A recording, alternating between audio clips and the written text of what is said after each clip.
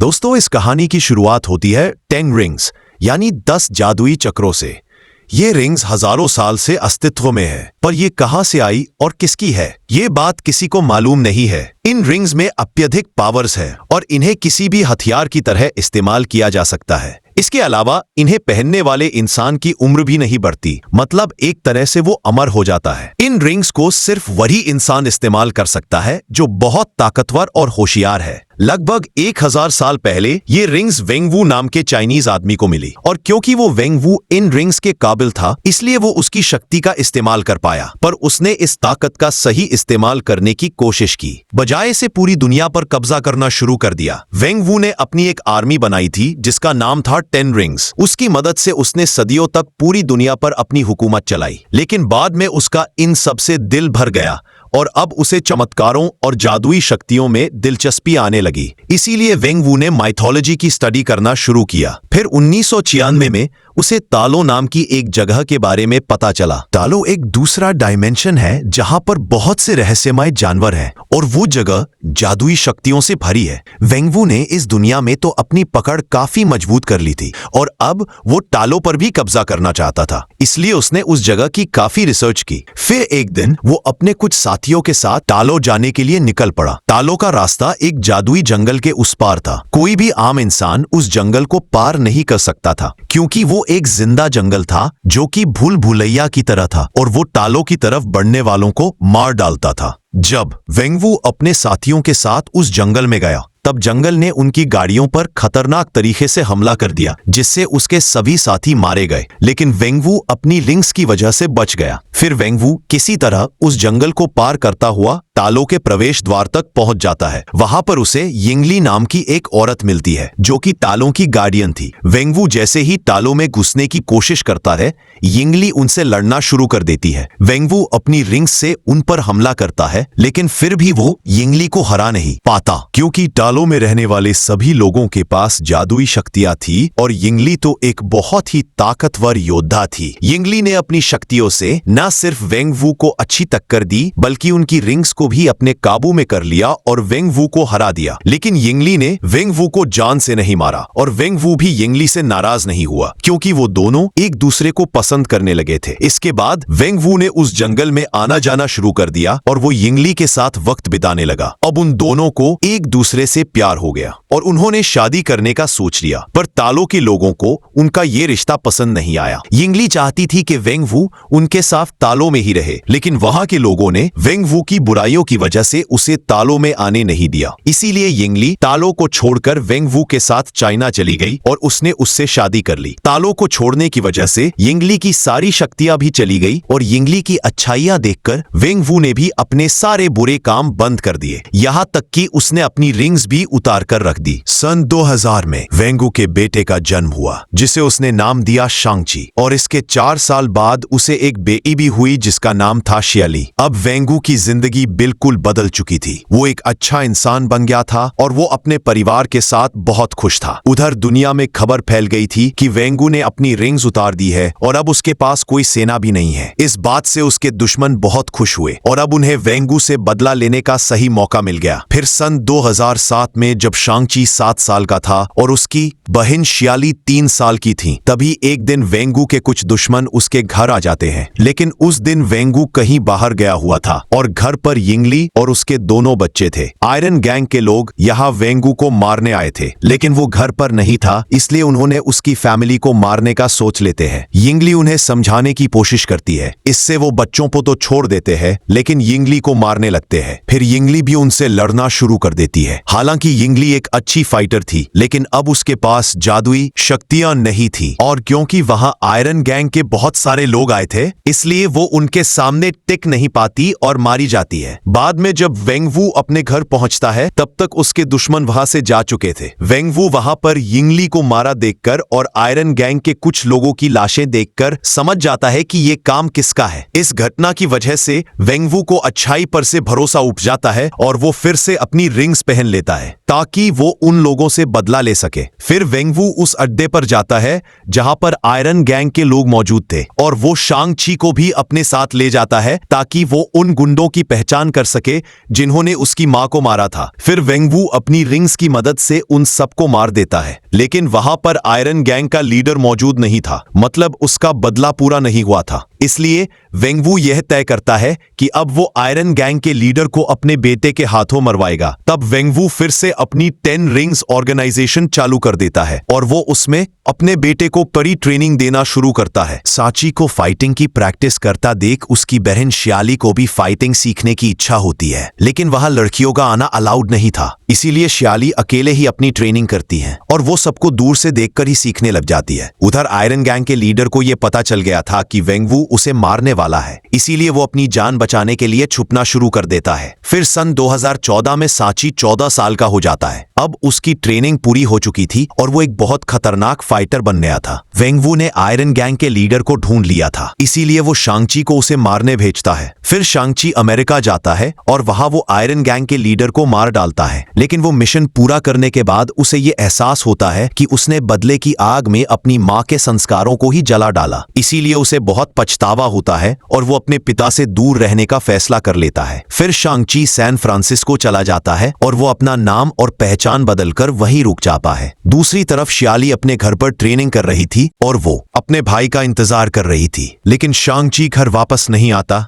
और इस तरह से पूरे 6 साल बीत जाते हैं। शियाली अब 16 साल की हो चुकी थी और वो ये समझ गई थी कि अब उसका भाई वापस नहीं आएगा, इसलिए वो भी घर से भाग जाती है। फिर वो चाइना के शहर मकाओ चली जाती है और वहां वो खुद का एक फाइटिंग क्लब खोलती है। उधर वेंगवू को ये पूरी खबर थी कि उसके बच्चे कहाँ हैं और क्या कर रहे हैं। वो उन्हें जबरदस्ती घर वापस ला सकता था, पर वो उन्हें अपनी मर्जी से जीने का मौका देता है। फिर सन 2024 में वेंगवू के साथ एक अजीब घटना घटती है। उसे अचानक अपनी बीवी की आवाज सुनाई देने लगती है। यिंगली की वो आवाज उसे बताती है कि अभी भी वो जिंदा है और तालो के लोगों ने उसे कैद करके रखा है। वो आवाज उसे मदद के लिए पुकार रही थी। ये सब सुनते हुए वेंगवू ये मान लेता है कि तालो के लोगों ने यिंगली को सजा देने के लिए उसे कैद कर लिया है, क्योंकि उसने सबके खिलाफ जाकर मेरे से शादी कर ली थी। उस आवाज की बातें सच मानकर वेंगवू तालो में जाकर यिंगली को आजाद करने का फैसला कर लेता है, पर अपनी पूरी आर्मी के साथ उस जादुई जंगल को पार करना और तालो में घुसना बेहद मुश्किल था। इसीलिए वेंगवू वहां जाने का आसान तरीका ढूंढने लग जाता है और तब उसे उन लॉकेट की याद आती है जो कि यिंगली ने शांगची और शियाली को दिए थे। वो लॉकेट यिंगली तालो से अपने साथ लेकर आई थी। वो असल में मैजिकल लॉकेट थी जिन्हें ड्रैगन की मूर्ति पर लगाने से तालो का रास्ता सामने आता था। तालो में घुसने के लिए वेंगवू को उन लॉकेट्स की जरूरत थी, पर वो लॉकेट उसके बच्चों के पास थे और उसके बच्चे घर से भाग चुके थे। वेंगवू ना सिर्फ उन लॉकेट को हासिल करना चाहता था, बल्कि वो अपने बच्चों को भी घर वापस लाना चाहता था, ताकि उसकी बीवी के लौटने पर पूरी फैमिली एक हो सके। इसीलिए वो शांगची को शियाली के नाम से एक पोस्ट कार्ड भेजता है और वो उस कार्ड में ऐसा लिखता है कि शियाली उसे मकाओ में मिलने बुला रही है, ताकि सांगची भी मकाओ पहुंच जाए और वो वहां जाकर उन दोनों को घर वापस ला सके। दूसरी तरफ शांगची इन सबसे बिल्कुल अनजान था।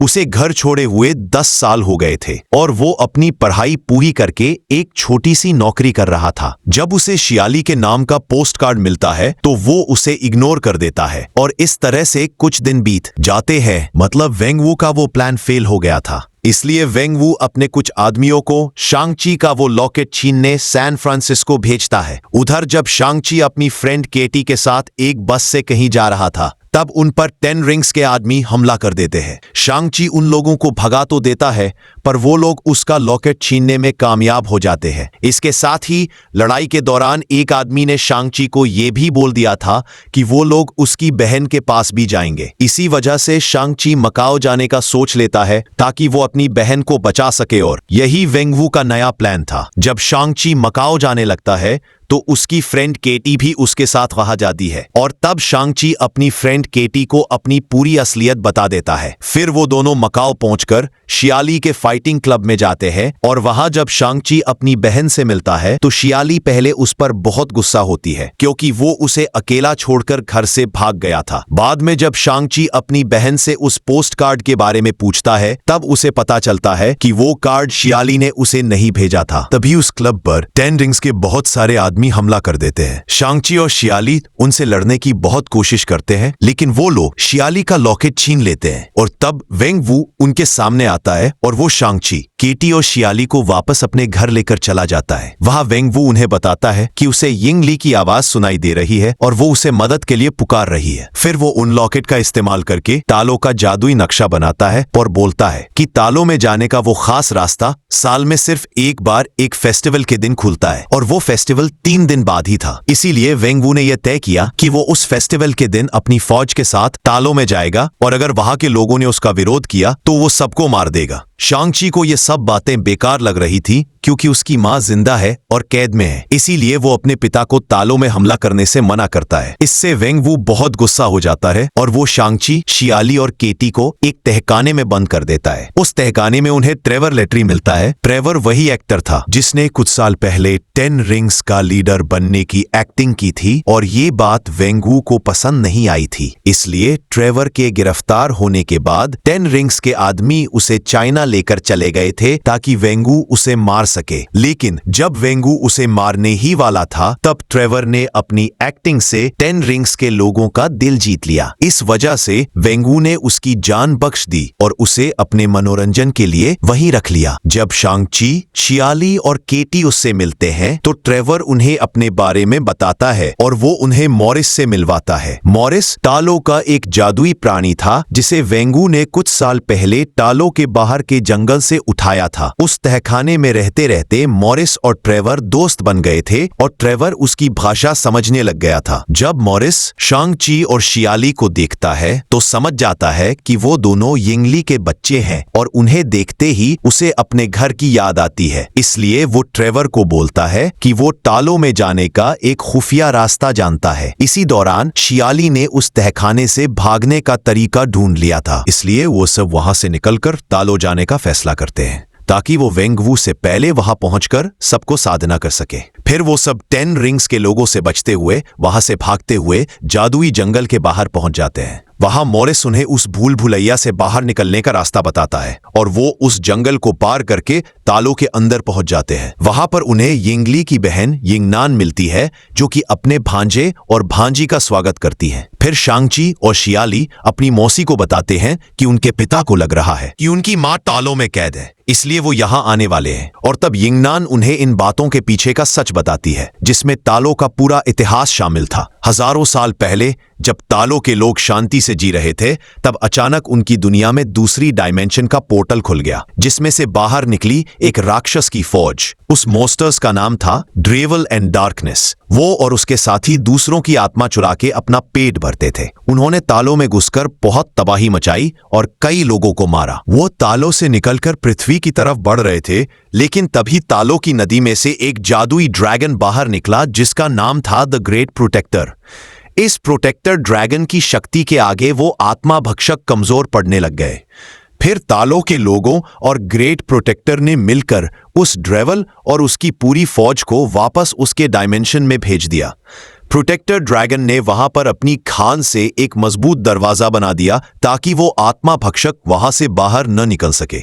इसके बाद ग्रेट प्रोटेक्टर ने तालों के सभी लोगों को अपनी थोड़ी शक्ति और अपनी बहुत सारी खाल दी ताकि वे लोग उससे हथियार बना सकें और उस डार्क गेट की रक्षा कर सकें। तब से लेकर आज तक तालों के लोग उस गेट की रक्षा करते रहे और जंग की तैयारी कर रहे थे ताकि अगर कभी वो राक्षस बाहर आ जाए तो वो उसे हरा सके। वो ड्रेवल एंड डार्कनेस खुद तो उस दरवाजे को कभी तोड़ नहीं पाया, इसलिए उसने बाहर निकलने के लिए दूसरों को पुकारना शुरू कर दिया। उसने सदियों से कई ताकतवर लोगों को झूठा लालच देकर उस दरवाजे को तुड़वाने की कोशिश की, लेकिन जो कोई भी उसके बहकावे में आकर तालों गया उसे वहां के लोगों ने हरा दिया। फिर 2024 में उस राक्षस का ध्यान वेंग वू पर गया। उसे समझ आ गया था कि वो 10 रिंग्स की ताकत से आजाद हो सकता है, इसीलिए उसने यिंगली की आवाज में वेंग वू को पुकारना शुरू कर दिया। और क्योंकि वेंग वू अपनी बीवी से बहुत प्यार करता था, इसीलिए वो उस आवाज को सुन के अपना होश खो बैठा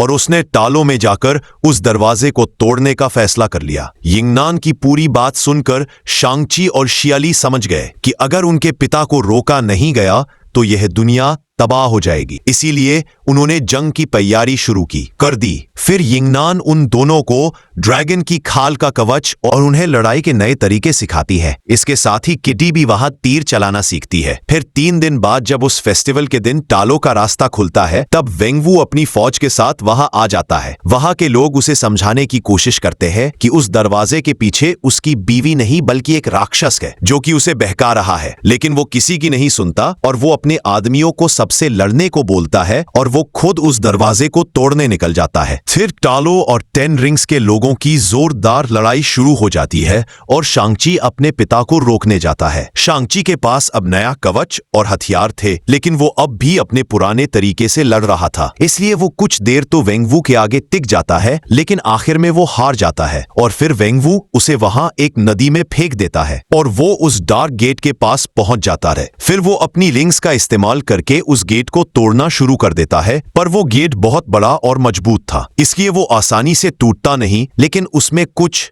क्रैक्स आ जाते हैं। उन क्रैक्स में से कई सारे छोटे आत्मा भक्षक बाहर निकल आते हैं, लेकिन वेंगवू उनकी तरफ ध्यान नहीं देता और वो पूरी ताकत से उस दरवाजे पर हमला करता रहता है। उधर वो आत्मा भक्षक टालो के लोगों पर हमला कर देते हैं और वे कई लोगों को मारकर उनकी आत्मा दरवाजे के अंदर ले जाते हैं ताकि उनके मास्टर की ताकत बढ़ जाए और वो वहां से बाहर निकल पाए। यह देखकर 10 रिंग्स के लोग अपनी लड़ाई रोक देते हैं और वो इस नई मुसीबत से निपटना शुरू कर देते हैं। उन राक्षसों को सिर्फ टालो के हथियार से ही मारा जा सकता था, इसलिए 10 रिंग्स के लोग टालो के लोगों के साथ मिलकर उनसे लड़ते हैं। दूसरी तरफ शांची उस नदी में डूब रहा था और वह मरने ही वाला था, लेकिन तभी ग्रेट प्रोटेक्टर उस नदी में से बाहर आता है और वो शांची को बचा लेता है। फिर वो ड्रैगन सबके साथ मिलकर उन राक्षसों को मारना शुरू करता है और शांची अपने पिता को दरवाजा तोड़ने से रोकने के लिए चला जाता है। इस बार शांची अपनी मौसी के सिखाए हुए उस तरीके से लड़ता है जैसे उसकी माँ लड़ा करती थी। इससे वो न सिर्फ वेंगवू को अच्छी टक्कर देता है, बल्कि वो उसकी 5 रिंग्स को भी अपने काबू में कर लेता है। दोनों बाप बेटे 5-5 रिंग्स का इस्तेमाल करके आपस में लड़ते हैं, लेकिन आखिर में शांग-ची पूरी 10 रिंग्स को अपने काबू में कर लेता है और वो उससे वेंगवू को मारने ही वाला होता है, लेकिन फिर वो प्यार की खातिर रुक जाता है और वो उन रिंग्स को अपने पिता को लौटा देता है और वो उन्हें दोबारा समझाता है कि उस गेट को ना तोड़े, लेकिन तब तक बहुत देर हो चुकी थी। अब वो गेट काफी कमजोर हो गया था और ड्रेवल एंड डार्कनेस बहुत ताकतवर बन गया था, इसीलिए वो गेट तोड़कर बाहर निकल जाता है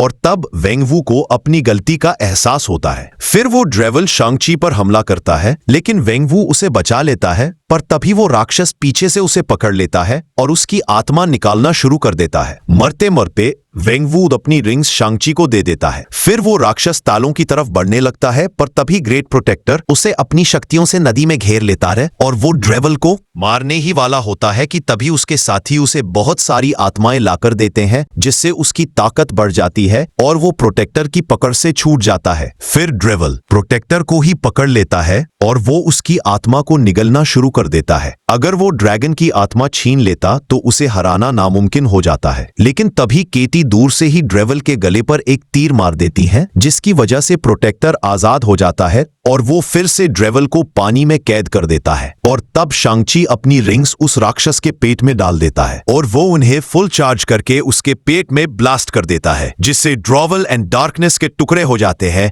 और वो मर जाता है। इन सब के बाद टालो और 10 रिंग्स के लोग मिलकर उन सब को श्रद्धांजलि देते हैं जिन्होंने उस जंग में अपनी जान गंवाई थी। फिर शांग-ची और केटी वापस अमेरिका चले जाते हैं और वो एक होटल में बैठकर अपने दोस्तों को उस घटना के बारे में बताते हैं। तभी वहां पर जादूगर वोंग आ जाता है और वो शांग-ची और केटी को अपने साथ कमर ताज लेकर चला जाता है। मूवी के मिड क्रिएट सीन में हमें वोंग, आई नीड, शांग-ची और केटी कमर ताज में नजर आते हैं। वहां पर कैरल नर्वस और ब्रूस बैनर भी वीडियो कॉल पे मौजूद थे। वोंग वहां सबको बताता है कि जब शांग-ची पहली बार उन 10 रिंग्स का इस्तेमाल किया तो उससे अलग तरह की एनर्जी निकली जो कि उसे कमर ताज में महसूस हुई और तब से वो रिंग्स दूर किसी को एक मैसेज भेज रही है। उन रिंग्स को स्कैन करने पर ब्रूस और वोंग को यह पता चला कि वो कई हजार साल पुरानी है और उन रिंग्स के बारे में कहीं भी कोई जानकारी नहीं है। और क्योंकि अब वो पावरफुल रिंग्स शांग-ची के पास थी, इसीलिए वोंग और ब्रूस बैनर उसे अपने सुपर हीरो टीम का हिस्सा बना लेते हैं। मूवी के पोस्ट क्रिएट सीन से हमें शियाली दिखती है, जो कि अपने भाई को ये बोलकर चाइना गई थी कि वो 10 रिंग्स ऑर्गेनाइजेशन को बंद करने जा रही है, लेकिन अब वो खुद उस ऑर्गेनाइजेशन की नई लीडर बन गई थी और उसने वहां पर लड़कियों को भी ट्रेनिंग देना शुरू कर दिया था और वो एक नए तरीके से अपने पिता के काम को आगे बढ़ा रही थी। तो दोस्तों, ये इंटरेस्टिंग फिल्म स्टोरी ली गई थी Shang-Chi and the legend of the 10 rings movie से। ये फिल्म स्टोरी आपको कैसी लगी कमेंट करके जरूर बताना, और हाँ, अगर आपको ये पसंद आई तो इसे लाइक और शेयर जरूर करिए और ऐसे ही इंटरेस्टिंग फिल्म स्टोरी देखने के लिए चैनल को सब्सक्राइब करना न भूलें।